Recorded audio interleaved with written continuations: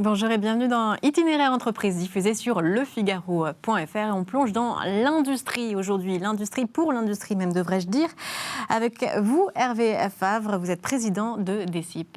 Oui, bonjour Aude. Alors DECIP Machines-Outils d'ailleurs, qu'est-ce que vous vendez? Donc des machines-outils? Nous vendons des machines-outils plutôt destinées à l'usinage de pièces métalliques dans le monde du tournage, du fraisage. Mais aussi, on a toute une gamme de machines pour la fabrication additive, plutôt appelée imprimante 3D.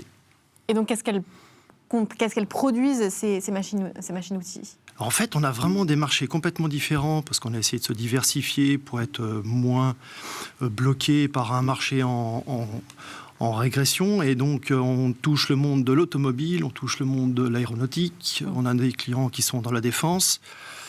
Nous avons un certain nombre de sociétés qui travaillent pour le monde du médical, l'alimentaire. En fait, on a une multitude de clients, puisqu'on a plus de 500 clients, qui sont répartis vraiment dans des marchés complètement différents. Et alors, est-ce que vous proposez des services aussi pour accompagner les machines? J'imagine que c'est une demande de vos clients. Oui, alors on a démarré en mode start-up il y a plus de 40 ans. En fait, à ce moment-là, 2 personnes, mes parents reprennent l'entreprise, commencent à vendre du matériel. Donc là, on était plutôt dans les applicatifs clients, former les clients. Mais aujourd'hui, avec plus de 2000 machines vendues, on se retrouve à gérer aussi la maintenance, qui peut être préventive ou curative. Mmh. Et quels sont les progrès et les dernières innovations en matière de, à la fois effectivement de machines, mais évidemment aussi de services?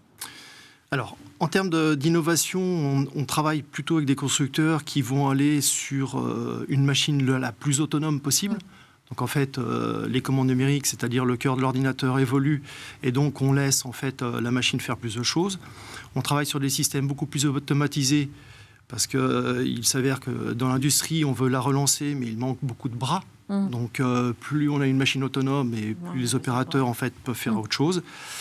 Et puis, on a des systèmes aussi pour la maintenance où on va travailler. Alors, on n'est encore pas à la réalité virtuelle, mais on est quand même sur des maintenances assistées par visio, ce qui permet en fait d'éviter un déplacement et puis la personne, un technicien qualifié tout de suite, quoi. Donc, de plus en plus, vous faites appel à l'IA aussi? Alors, on n'est pas encore à l'IA, mais on fait appel aux dernières technologies, oui. Bon, ça va venir. Alors, il y a aussi un autre enjeu, là, c'est celui de l'environnement, parce que de plus en plus, vous êtes aussi obligé de produire des machines qui vont émettre moins de CO2. Alors, moins de CO2, la demande dans le marché aéronautique va être de réduire, comme partout, en fait, les émissions de CO2. Donc, en cascade, nos clients auront besoin en fait, de fournisseurs ou de machines en fait, plus performantes en termes d'émissions, donc la réduction. Moi, je vis à une demi-heure de Chamonix, donc depuis 40 ans, en fait, on voit les effets du réchauffement climatique avec la fonte de nos glaciers.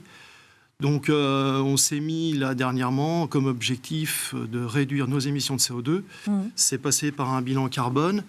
Mais aujourd'hui, pour compenser très rapidement, on a décidé, en fait, de planter des arbres.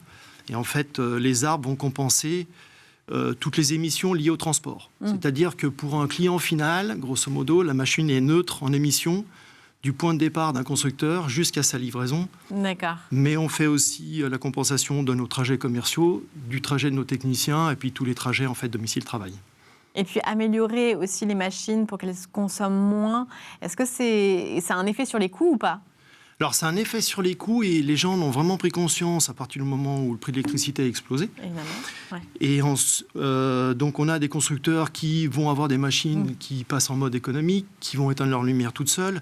Alors, c'est à chaque fois des petites économies, mais sur le global, en fait, ça compte quand même. C'est un vrai argument commercial. C'est un vrai argument commercial. Et pour avoir fait donc, le diagnostic en fait, de nos émissions, il s'avère que, en fait, on calcule sur la durée de vie de la machine, donc des petites économies sur du matériel qui va être utilisé 20 ans, en fait, ça porte loin, quoi.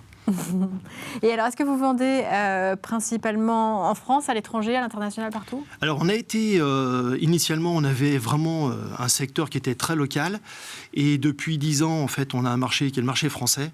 Donc, par contrat, en fait, on ne peut pas aller exporter en dehors de la France, mais notre marché est vraiment le marché national. Ok, mais merci beaucoup Hervé Favre, vous êtes président donc, de DECIP et merci donc, de nous avoir présenté votre entreprise. C'était Itinéraire Entreprise. À bientôt pour une prochaine émission.